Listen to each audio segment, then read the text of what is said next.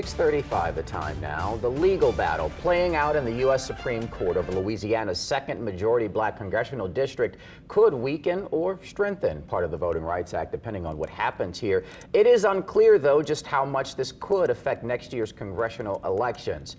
We've got a law expert, a professor of constitutional law over at Southern University School of Law, Dr. Carlo Pedrioli, joining us now to discuss this. Good morning to you, sir. Good morning, Brandon. So there is a lot at stake here. First, let's begin with what the court is looking to get answered here in Louisiana v. Calais. They want parties to answer whether requiring states to draw those maps to fairly give more representation to black voters violates the Constitution here. Walk me through how we got to this point. Certainly. This case goes back to a 2022 map that Louisiana had drawn up. And you'll recall that every 10 years, there's a census that is used. Those data are used to be able to draw new maps for representation in Congress throughout the country.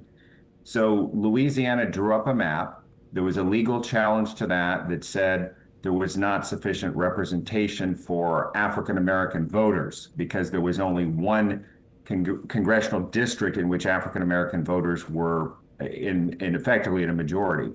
So that's out of 6 seats in Louisiana. That lawsuit went forward, and the lower courts found that there was a violation of Section 2 of the Voting Rights Act from 1965, which prohibits racial discrimination in voting practices by the states and subdivisions like counties or cities. So what happened was that was the first map that was drawn up, that was challenged successfully. Then for 2022, based on that successful challenge, the Louisiana legislature came up with a second predominantly African-American voting district, or what we might call a majority-minority district.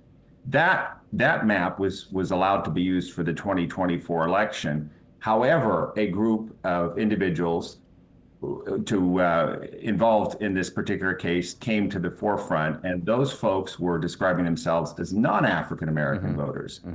They then said, this is racially based discrimination and violates the 14th Amendment and the 15th Amendment of the Constitution. Which is where we are right now. And yes. At first, the Attorney General, Liz Murrill, was set to defend the case based on the maps that we had that the state did redraw in the special election, the special session. But now she's got an about face here, essentially saying that, no, we don't need this, that this is actually unconstitutional. Well, that's correct. And at oral argument this week, counsel for the state of Louisiana effectively admitted that. So at first, the state was trying to go along with its plan, and it was saying it's between a rock and a hard place. So we're engaging in racial discrimination one way or the other. We're going to get in trouble with one constituency. But I guess you might say the mask came off, and it became more convenient for the state to say, now, we just want out. Let's not consider race one way or the other. And I hate to do this to you, Professor, but we've got about maybe 10 seconds left. What do you think will happen here, as it seems the justices will side in favor of the Trump administration here, but how Republicans get to that argument, it seems, might be a little different?